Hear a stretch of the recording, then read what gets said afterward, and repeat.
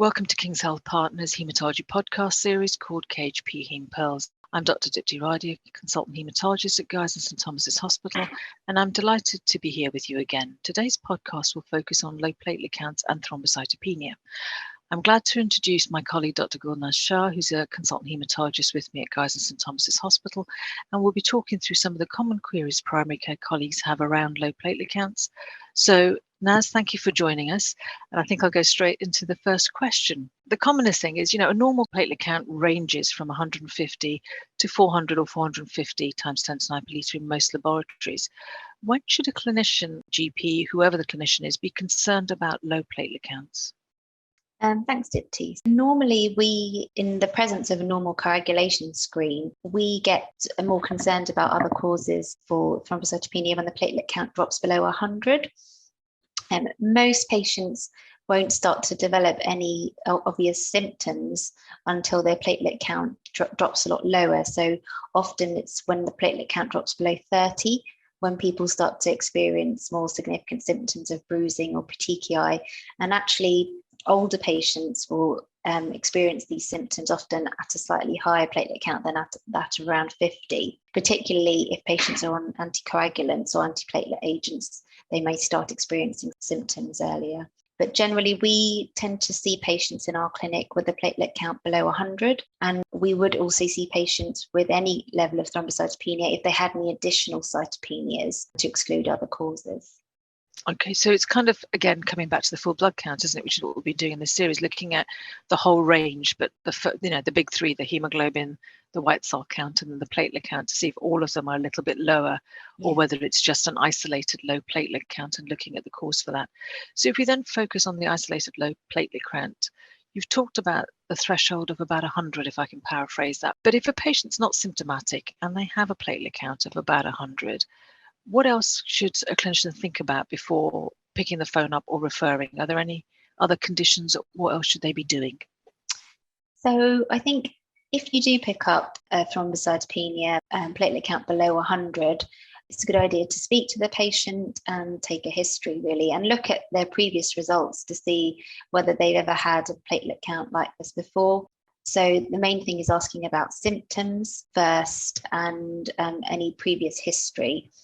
Then really examination as well, obviously looking for any splenomegaly or any other abnormalities. And then really repeating a blood count is always helpful in a few weeks to see whether the count is stable or whether it's improved. Sometimes infections can cause a drop in the platelet count. So if the patient has a viral infection, and normally the lab will make a blood film if they detect a new thrombocytopenia to review to see if there are any specific causes that they can see that can account for it. So reviewing medications is another important thing. So some medications like the statins can cause a mild thrombocytopenia. Normally that happens, the platelet count might drop a little bit below 150, but generally tends to stay above 100.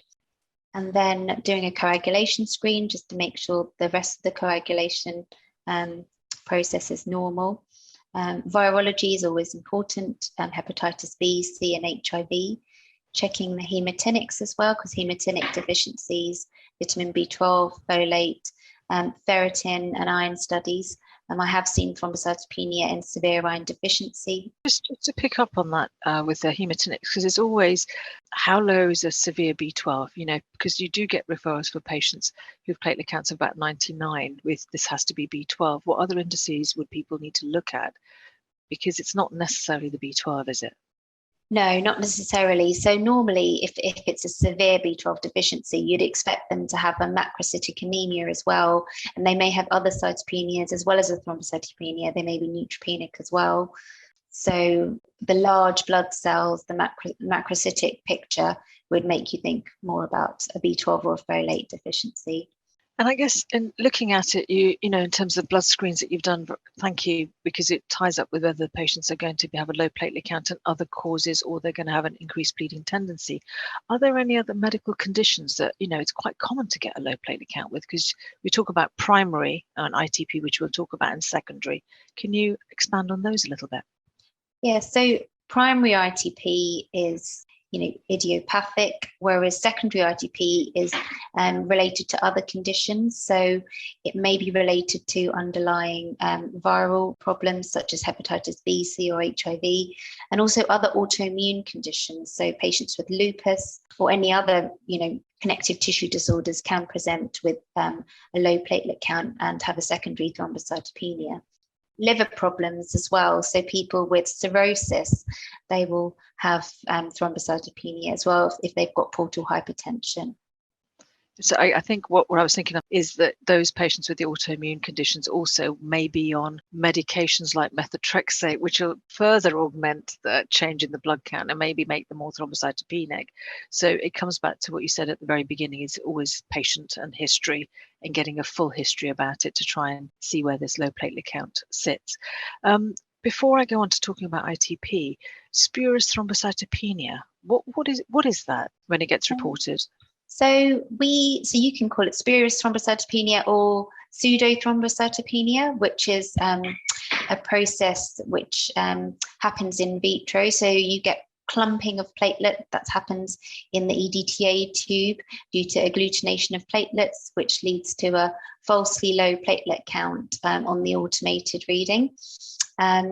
And then what happens in this situation is that the lab will make a blood film because it flags up that the platelet count is low or clumped, and they will see the platelet clumping under the microscope, and they will ask you to send another EDTA tube along with a citrate blood sample, so the blood in a different anticoagulant, just to confirm that the pseudo-thrombocytopenia is due to clumping. Hopefully the count should have corrected on the citrated sample.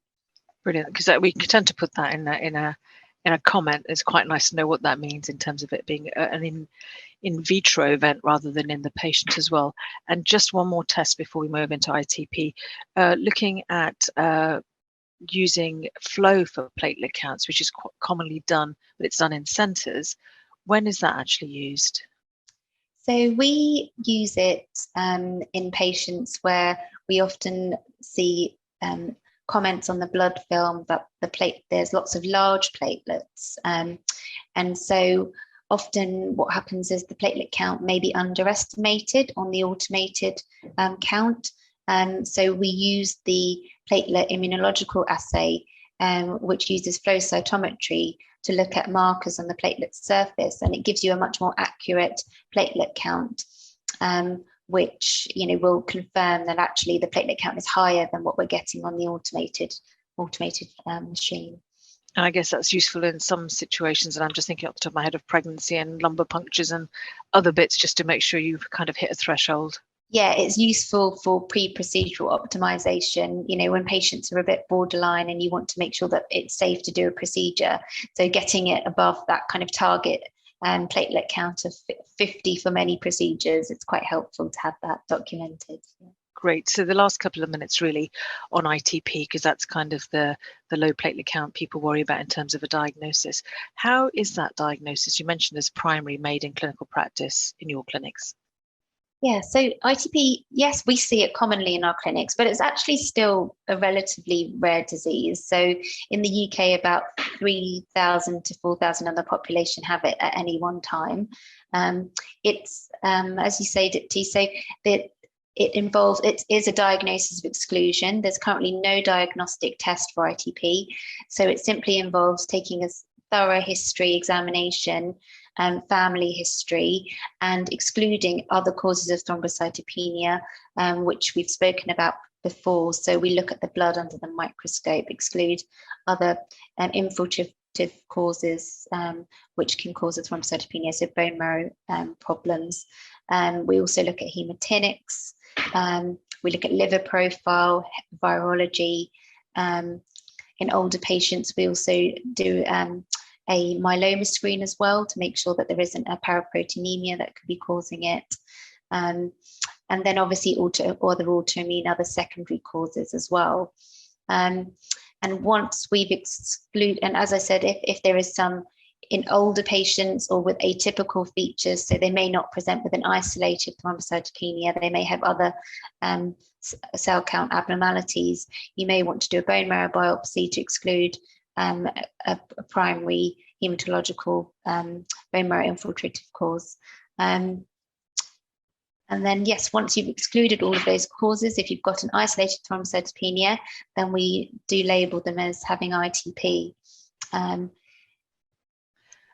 I think it's great because you look at the bone marrow in terms of confirming the diagnosis if you haven't got a secondary.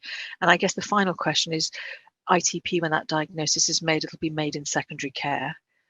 Should all patients with ITP be managed in secondary care?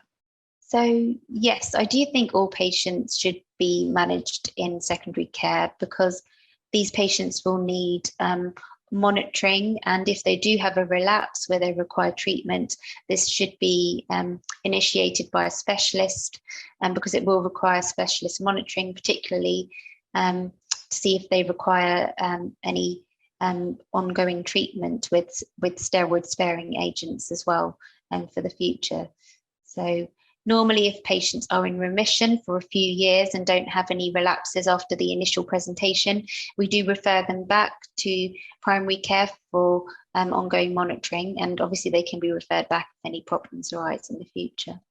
That's great. So for the acute ones, they need to be in secondary care just to have the management plan agreed, and then when they get to a chronic phase, they may not have normal counts, but they may be in a good place. Then it could be shared care or primary care, but there would be a plan that's shared so that patients and clinicians know where they stand. Yep. Yes, yep. And some of these patients live a bit further away from us, so they prefer to have their bloods done, more frequently in primary care, and then we see them sort of in a telephone appointment annually, just to keep an eye on things as well. Brilliant. Our time always rushes by really quickly, so thank you very much, Naz, for the overview on low platelet counts, when we need to worry, what investigations we need to do, and also ITP, a very brief overview on that. Thank you for joining us today, and to our audience for listening. We hope you have learnt something along the way with us. Please spread the word with your colleagues about sharing this podcast. We really would appreciate it if you could leave a review and let us know if there are any topics you'd like us to focus for in future episodes. We're very much looking forward to developing this KHP HaemPearls series with your input, so please let us know if you'd like to be involved in any future episodes. Thank you.